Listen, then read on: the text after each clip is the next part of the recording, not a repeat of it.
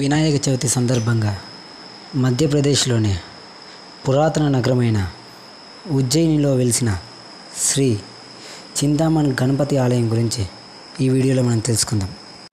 అంతేకాదు ఈ ఉజ్జయిని క్షేత్రంలోనే మహాకాళేశ్వర జ్యోతిర్లింగము, మహాకాళి శక్తిపీఠం కూడా ఉంది. ఈ దేవాలయానికి 7 కిలోమీటర్ల దూరంలో ఈ చింతామణి గణపతి దేవాలయం కూడా ఉంది. ఈ దేవాలయం గురించి ఇప్పుడు మనం తెలుసుకుందాం.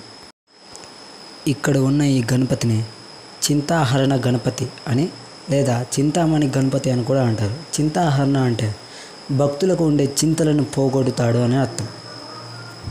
ఎన్నో విషయాల పట్ల ఎంతోమంది వ్యక్తులు చింతిస్తూ ఉంటారు. అలాంటి చింతలను పోగొట్టే గణపతి ఈ చింతామణి గణపతి లేదా చింతాహరణ గణపతి. ఈ ఆలయంలోని గణపతి స్వయంభూగా వెలిశాడు. అది మాత్రమే కాకుండా సిద్ధి బుద్ధి సమేతంగా ఉంటాడు. మాల్వా రాజ్యాన్ని పాలించిన పరమాన్ రాజులు 11-12 శతాబ్దాల కాలంలో ఈ ఆలయాన్ని నిర్మించినట్లు చెబుతారు.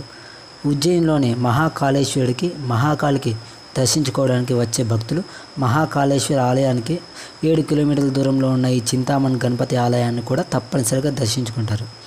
ఈ ఆలయంలో గణపతి ఎదుటనే శ్రీ మహావిష్ణువు విగ్రహం కూడా ఉంటుంది. విష్ణువుకు గల సహస్రనామాలలో చింతామణి అనే ఒక నామం కలదు. చింతామణి అని కూడా అంటారు. ఈ చింతామణి ఉండడం వల్ల ఇక్కడ వెలిసిన గణపతిని చింతామణి గణపతి లేదా చింతాహరణ గణపతి అని కూడా అంటారు.